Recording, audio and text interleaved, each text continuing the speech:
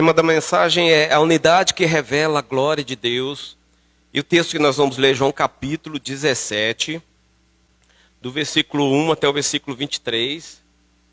É um texto um pouco extenso, mas nós estamos aqui na casa de Deus para ouvir da palavra de Deus. E nada melhor do que ouvir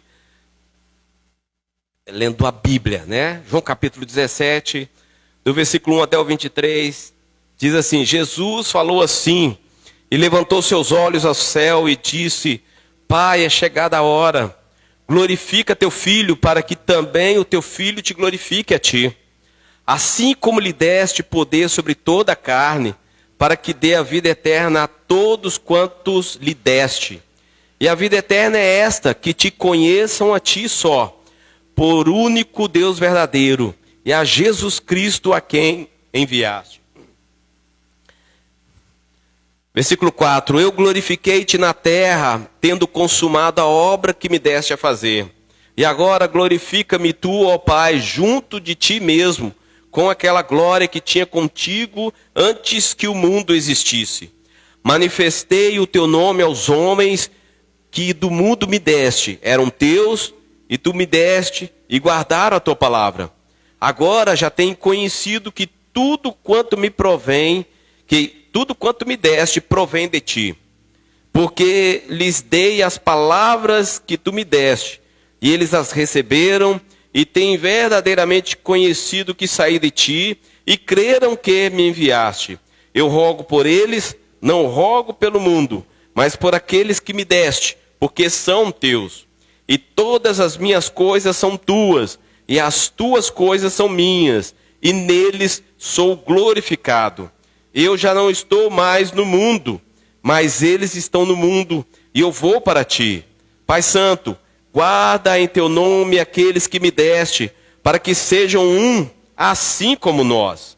E estando eu com eles no mundo, guardava-os em teu nome, tendo guardado aqueles que tu me deste, e nenhum deles se perdeu, senão o filho da perdição, para que a escritura se cumprisse. Mas agora vou para ti, e digo isso no mundo, para que tenham a minha alegria completa em si mesmos. Dê-lhes a tua palavra, e o mundo os odiou, porque não são do mundo, assim como eu não sou do mundo. Não peço que os tire do mundo, mas que os livre do mal. Não são do mundo, como eu do mundo não sou. Santifica-os na tua verdade, a tua palavra é a verdade.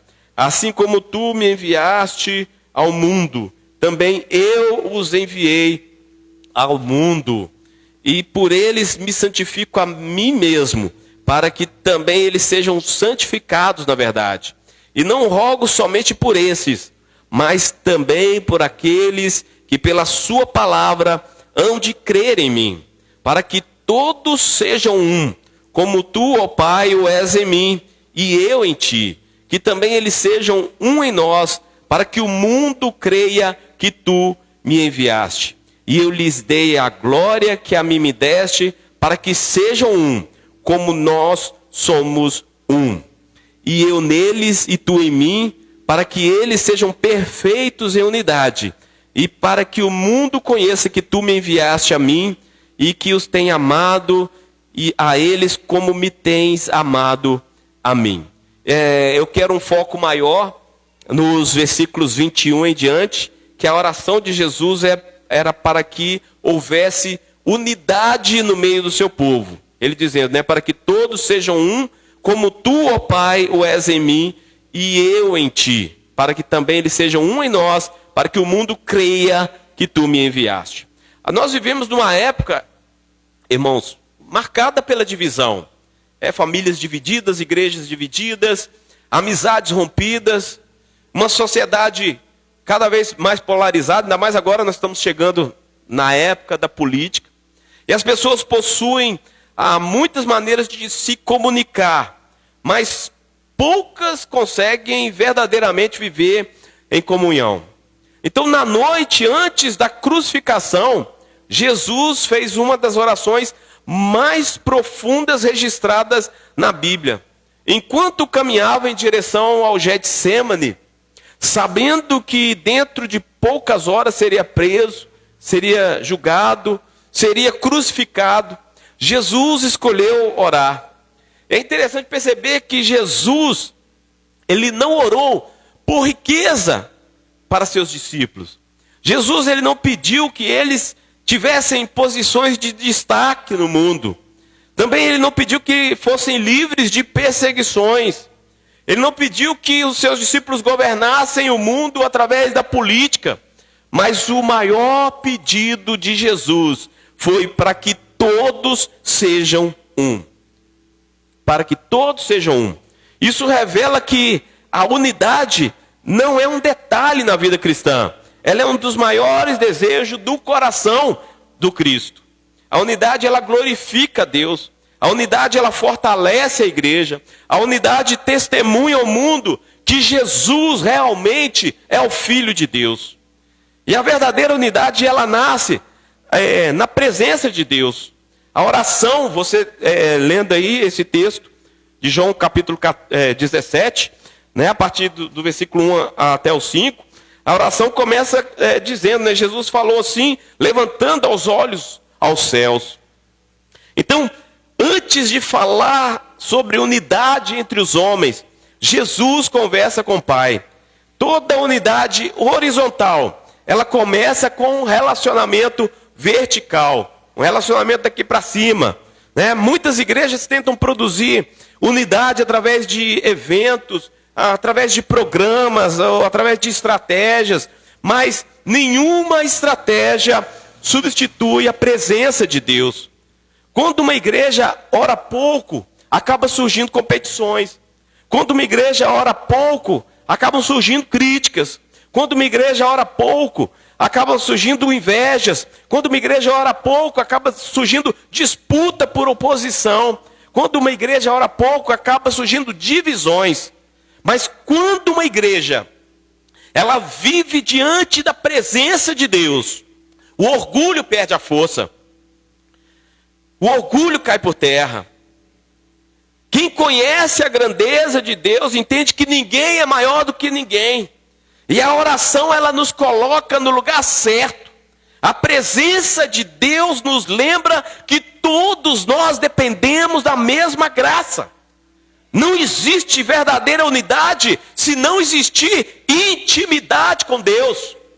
Eu vou repetir, não existe verdadeira unidade se não existir intimidade com Deus. A unidade, ela é construída sobre a verdade. Jesus afirma, eles têm guardado a tua palavra. A unidade cristã, ela nunca foi construída sobre opiniões. Também ela não é construída sobre preferências. Ela é construída sobre a palavra.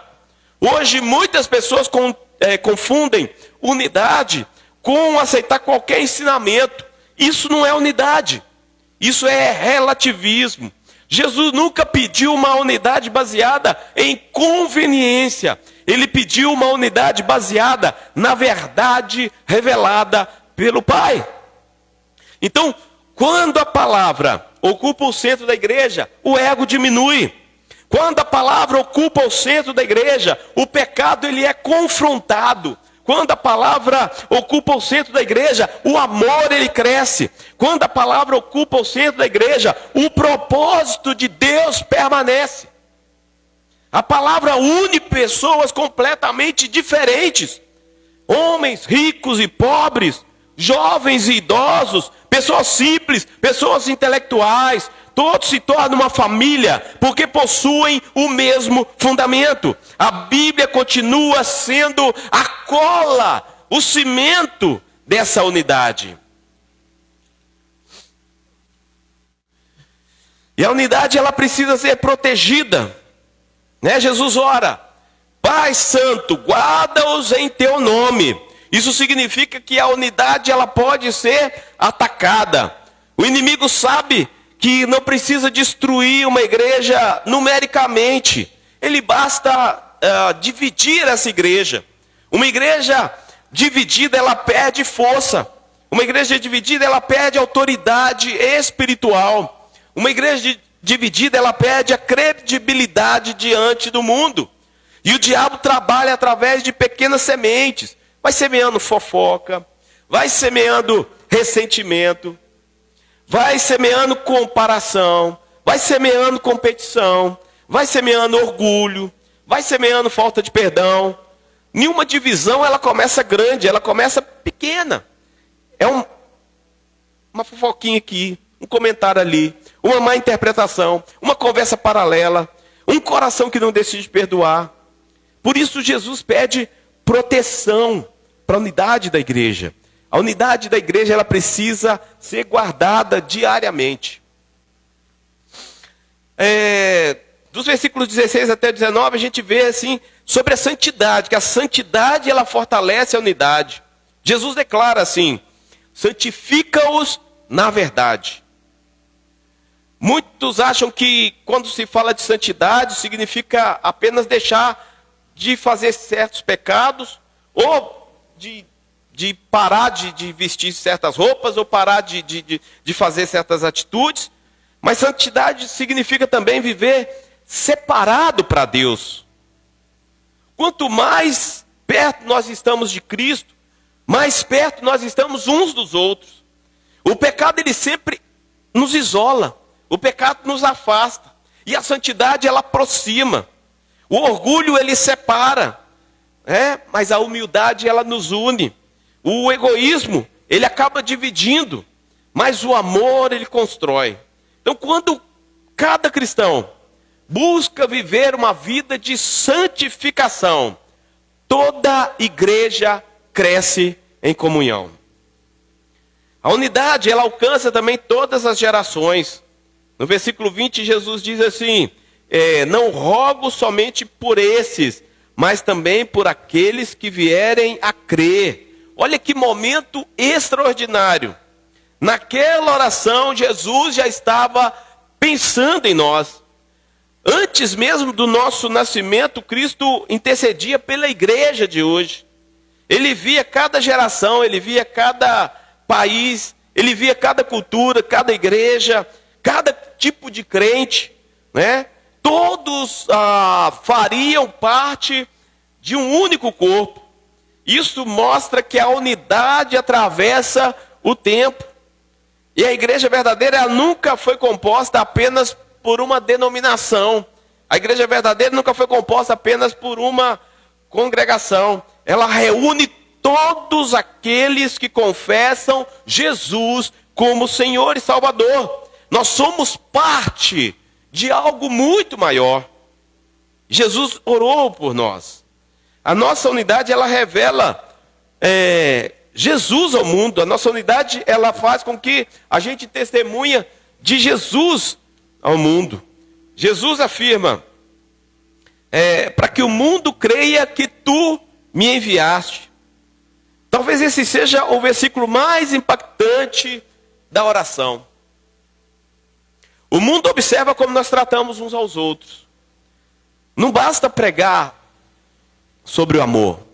A gente precisa viver o amor. Não basta falar sobre perdão. A gente precisa perdoar. Não basta cantar e falar sobre comunhão. A gente precisa praticar essa comunhão. Uma igreja se torna um testemunho vivo. E as pessoas podem discutir nossa teologia, podem criticar nossa fé, mas dificilmente conseguem ignorar uma igreja onde exista o amor verdadeiro. A unidade, ela se torna uma prova do Evangelho.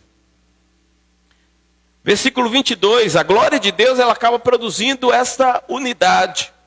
Jesus declara: eu lhes dei a glória. A glória recebida de Cristo não é apenas uma manifestação espiritual. Também é o seu caráter sendo formado em nós. Quanto mais refletimos Cristo, menos espaço existe para a vaidade. A glória de Deus elimina o desejo de querer aparecer. A glória de Deus nos ensina a servir. A glória de Deus ela transforma líderes em servos. A glória de Deus transforma membros em irmãos. A glória de Deus transforma ministérios em instrumentos do reino.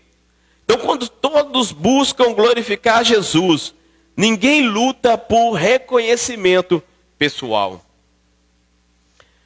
Versículo 23, Jesus encerra dizendo assim: para que eles sejam perfeitos em unidade. A unidade, ela nos conduz ao amadurecimento espiritual. A maturidade espiritual, ela não é medida apenas pelo conhecimento que você tem da Bíblia. Ela também é medida pela sua capacidade de amar. Pessoas maduras, elas resolvem conflitos.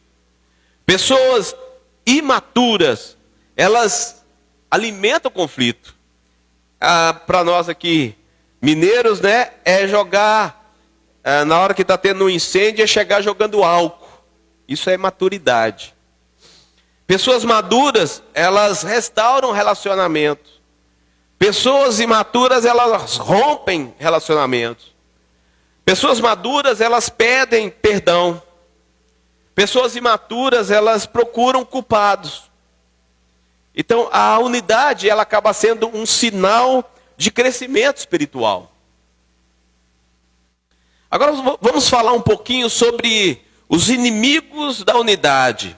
A gente precisa identificar alguns inimigos que ameaçam a comunhão da igreja. Durante aqui o tempo que eu estou falando, eu falei de alguns inimigos, né?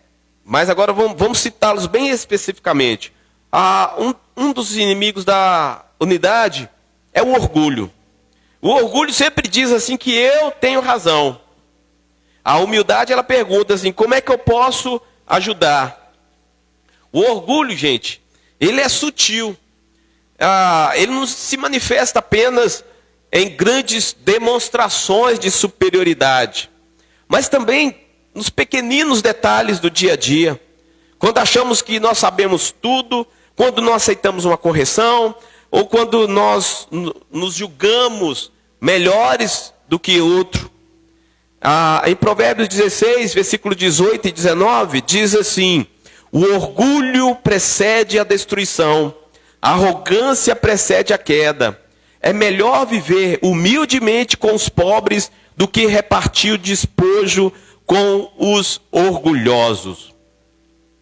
Esse texto nos alerta que o orgulhoso, ele nos coloca em rota de colisão com a nossa própria ruína. Ele cria uma imagem falsa de que nós controlamos o destino e não precisamos da ajuda de ninguém, nem mesmo de Deus. Em contrapartida, Jesus, ele nos ensinou pelo exemplo. Ele era o próprio Deus, mas esvaziou-se e veio para servir. A cura para o orgulho é olhar para Jesus. Reconhecer que nós dependemos totalmente da graça dele. E aceitar que errar e precisar de ajuda faz parte da nossa humanidade. O outro inimigo da unidade é comparação. Quando nós começamos a comparar ministérios, quando nós começamos a comparar pessoas, ou quando nós começamos a fazer comparação de posições, aí acaba nascendo aquilo que nós chamamos de inveja. A comparação, ela destrói a alegria. A comparação, ela cria competições dentro da igreja, dentro da comunidade de fé. E isso não é saudável. O outro inimigo da unidade é a falta de perdão. Não existe unidade onde existem corações endurecidos. Quem não libera perdão acaba preso ao passado. A falta de perdão na igreja destrói a comunhão. A falta de perdão na igreja bloqueia o fluxo da graça de Deus e abre portas para o mal, transformando feridas não curadas em raízes de amargura que contaminam todo o corpo de Cristo. O outro inimigo da unidade é a fofoca. Provérbios afirma que o mexeriqueiro, ou seja, o fofoqueiro, ele separa os maiores amigos. Muitas igrejas sofreram mais por causa de conversinha fiada nos seus corredores ou nas portas das igrejas depois do culto, do que pelos ataques externos, ataques dos inimigos. Muitas vezes a fofoca é mais letal do que um ataque que vem de fora para dentro da igreja. A fofoca na igreja, ela destrói comunhão. A fofoca na igreja, ela fere o corpo de Cristo. Mas a gente pode vencer esse mal vigiando nossas palavras e escolhendo edificar o próximo com amor. O outro inimigo da unidade é a competição.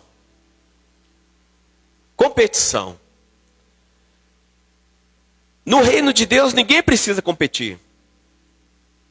Todos possuem um chamado diferente. O sucesso do meu irmão, ele nunca diminui o meu propósito. E a gente tem que entender isso. Nós somos corpo, nós somos irmãos uns dos outros. E dentro da igreja não existe lugar para competição. Né? Nós precisamos ajudar uns aos outros. Eu pastoreei uma igreja uma certa vez que a gente tinha um problema muito sério com os departamentos da igreja. Né? Porque os departamentos, eles faziam as suas festas de aniversário. E depois, quando chegava no final do ano, o balanço que se fazia era assim: o culto de aniversário do departamento de mulheres teve mais pessoas do que o culto de aniversário do departamento de homens. Isso é uma competição, irmãos, isso não cabe dentro da igreja. O culto de aniversário dos jovens teve mais gente do que o culto de aniversário do departamento de mulheres. Isso é competição. Né? O corpo de Cristo está aqui para um ajudar o outro. Nós chamamos isso até de interdependência. Um auxiliando o outro. E não competindo um com o outro. Agora vem a pergunta. Como que a gente pode construir uma igreja unida? A gente precisa praticar algumas atitudes. Primeira atitude é orar mais. Uma igreja unida em oração, já falei aqui no aviso, né? Uma igreja unida em oração é uma igreja forte. Tá? Quem ora pelos seus irmãos, ele vai deixar de criticar os seus irmãos. Quem ora pelos seus irmãos vai deixar de criticá-los. Como a gente pode construir uma igreja mais unida? Servir mais. Quem serve aprende a ser humilde. Quem serve aprende a ser humilde. Como construir uma igreja mais unida? Perdoar rapidamente. Não permita que as feridas fiquem crescendo. Não permita que essas feridas fiquem crescendo. Resolva isso. Como construir uma igreja mais unida? Valorizar as diferenças. Deus criou um corpo com muitos membros. E essa diversidade fortalece a igreja. Cada um de nós temos um jeito de ser. Cada um de nós temos um jeito de se proceder. Cada um de nós tem um jeito de se comportar. Né? Nós somos diferentes uns dos outros. Como construir uma igreja unida? Ter um propósito único. Quando todos olham para Cristo, deixam de olhar para si mesmo. É o que diz o texto de Hebreus, né? Olhando para Jesus, o autor e consumador da nossa fé. Quando passamos a olhar para Cristo, paramos de ficar olhando para nós mesmos. Agora, para a gente ir terminando aqui. A unidade, ela, muito antes de começar na igreja, ela precisa começar dentro da nossa casa. A família precisa lutar pela comunhão. Né? Pais e filhos precisam cultivar diálogo, marido e esposa. Quando nós fazemos o dever de casa, o resultado ele acaba sendo refletido na igreja. Então, cada um deve perguntar diariamente: o que eu posso fazer para fortalecer a comunhão na igreja que eu faço parte? Não fique pensando assim, eu só vou fazer quando alguém começar a fazer. Né? Mas seja o instrumento de Deus para produzir essa união. Seja o instrumento de Deus para produzir essa comunhão. João capítulo 17 registra a última grande oração de Jesus antes da cruz. Entre tantos assuntos possíveis, Jesus escolheu pedir pela unidade. Isso mostra o valor que a unidade possui diante de Deus. Isso mostra o valor que a unidade possui diante do céu. A igreja, ela não vai ser conhecida pelo tamanho dos seus templos que constrói, né? A igreja, ela não vai ser conhecida pela tecnologia que ela utiliza, se tem luz colorida, se tem telão, se tem data show. A igreja, ela não vai ser conhecida pelo tamanho dos seus cultos, se juntam 100, 200, 500, 1000 pessoas. Se esses cultos são transmitidos pela internet ou vai ser transmitido pela televisão. Mas a igreja precisa ser reconhecida pelo amor. A igreja precisa ser reconhecida pelo amor. Porque onde existe unidade, Deus derrama a sua glória. Onde existe unidade, o Espírito Santo opera com liberdade no meio do seu povo. Onde existe unidade, o Evangelho transforma vidas. Onde existe unidade, as famílias são fortalecidas. Onde existe unidade, os perdidos encontram esperança. Que a gente possa responder a oração de Cristo, vivendo como um só corpo, vivendo uma só fé, vivendo um só propósito. Que a nossa comunhão, ela revele Jesus ao mundo e glorifique o nome do Pai. Eu quero que você receba essa palavra em nome de Jesus. Vamos orar neste momento?